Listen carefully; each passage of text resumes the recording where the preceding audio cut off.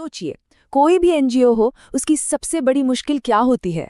यही ना कि जो लोग दान देना चाहते हैं उन्हें ये यकीन कैसे दिलाया जाए कि संस्था असली है और उनका पैसा सही काम में लगेगा।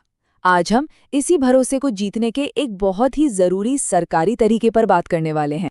ये सवाल हर उस संस्था के मन में आता है जो समाज के लिए कुछ अच्छा करना चाहती है। देखिए, जब कोई भी व्यक्ति या कंपनी किसी को दान देती है तो वो सबसे पहले यही जानना चाहती है कि क्या उनका पैसा सुरक्षित है, क्या वो सच में किसी की मदद करेगा। इसी भरोसे की नींव है एटीजी अप्रूवल। तो ये एटीजी सर्टिफिकेट आखिर है क्या चीज?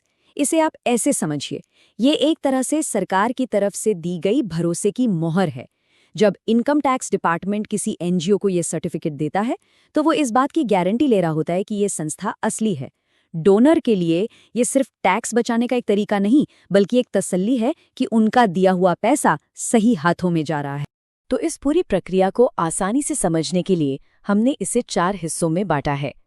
हम बात करेंगे कि एटीजी इतना ज़रूरी क्यों है, फिर देखेंगे कि कौन इसके लिए अप्लाई कर सकता है, उसके बाद ज़रूरी कागजात पर नज़र डालेंगे और आखिर में समझेंगे कि इस स्टेटस को मेंटेन कैसे करना है। तो चलिए सबसे पहले और सबसे ज़रूरी सवाल से शुरू करते हैं।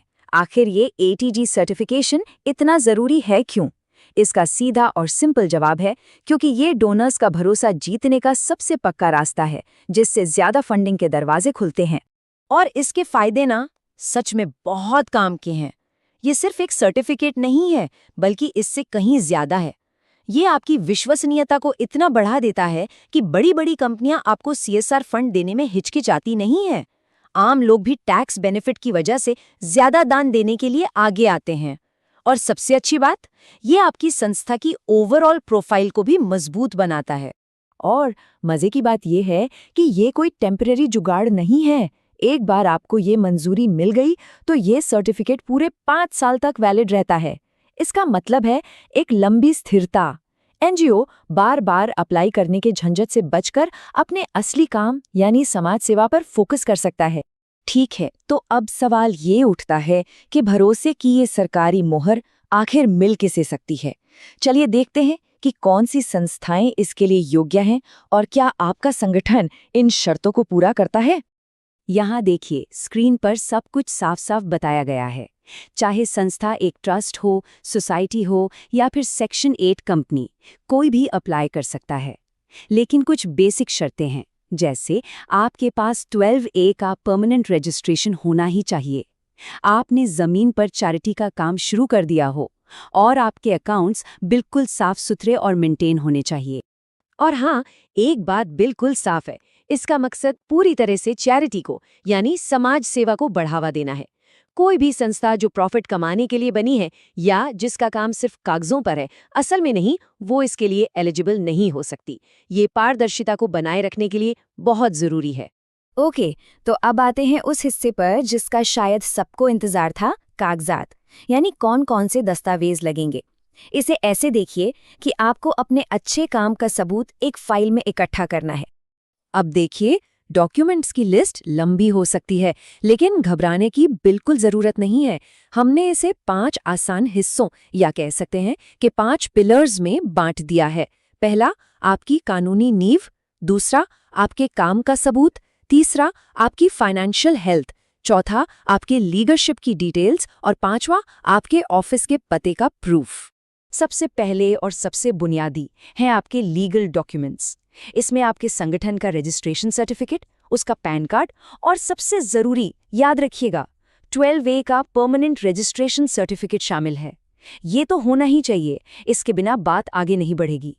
अब सिर्फ कागजों पर संस्था होने से तो काम नहीं चलेगा, आपको ये दिखाना भी होगा कि ज़मीन पर काम हो रहा है। इसके लिए आप अपने काम की रिपोर्ट, फोटोज़, खर्चों के बिल और जिन लोगों की आपने मदद की है उनकी लिस्ट जैसे प्रूफ दे सकते हैं। अगर आपके काम के बारे में कहीं छपा है तो वो तो सोने पर सुहागा है। तीसरे और चौथे स्टेप में आपकी फाइनेंशियल हेल्थ और आपकी लीडरशिप दोनों की पारदर्शिता को परखा जाता है। आपको अपने सारे फाइनेंशियल रिकॉर्ड्स जैसे बैलेंस शीट, बैंक स्टेटमेंट्स दिखाने होंगे। साथ ही जो भी लोग आपकी संस्था को चला रहे हैं उन सभी की पैन और आधार जैसी केवाईसी डिटेल्स भी देनी होंगी। और आखिर में 5वां प्रूफ है आपके ऑफिस का पता। अब यहाँ दो बातें हो सकती हैं। अगर ऑफिस की जगह आपकी अपनी है तो कोई भी बिजली या पानी का बिल चल जाएगा, और अगर किराए पर है तो रेंट एग्रीमेंट के साथ मकान मालिक से एक नो ऑब्जेक्शन सर्टिफिकेट यानी एनओसी लगेगा। तो चलिए मान लेते हैं कि आपको एटीजी की मंजूरी मिल गई, पर कहानी यहीं खत्म नहीं होती। अब शुरू होती है इसे बनाए रखने की जिम्मेदारी, क्योंकि स्टेटस पाना एक बात है और उसे निभाना दूसरी। अक्सर लोग एटीजी और 12A को लेकर कंफ्यूज हो जाते हैं, तो आइए इस कंफ्यूजन को हमेशा के लिए दूर कर देते हैं। देखिए, दोनों में एक बहुत बड़ा और ज़रूरी फ़र्क है। सीधी भाषा में कहें तो एटीजी का फ़ायदा डोनर को होता है, उन्हें टैक्स में छूट मिलती है, और 12A का फ़ायदा सीधे एनजीओ को होता है, उसकी खुद की इनकम टैक्स फ्री हो जाती है। तो मंजूरी मिलने के बाद कुछ नियम हैं जिनका पालन करना बहुत ज़रूरी है। सबसे पहली बात, हर 5 साल में इसे रिन्यू कराना होगा। दूसरा, डोनर्स को जो रसीद दी जाए वो सही एटीजी फॉर्मेट में होनी चाहिए।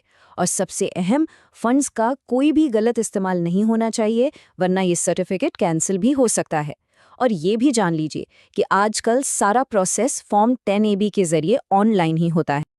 तो आखिर में इस पूरी बातचीत का निचोड़ क्या है? निचोड़ यही है कि एटीजी सर्टिफिकेट सिर्फ एक कागज का टुकड़ा नहीं है, ये एक ऐसा पावरफुल टूल है जो डोनर के भरोसे को उनके लिए एक फायदेमंद टैक्स बेनिफिट से जोड़ता है। इसमें डोनर और एनजीओ दोनों की जीत है। तो सवाल बस यही बचता है कि क्या कोई भी एनजीओ जो समाज सेवा कर रहा है वो पारदर्शिता और जवाबदेही के इन सरकारी मानकों को अपनाकर डोनर्स के साथ एक अटूट विश्वास का रिश्ता बनाने के लिए तैयार है? क्योंकि असल में यही इस पूरे सफर का असली मकसद है।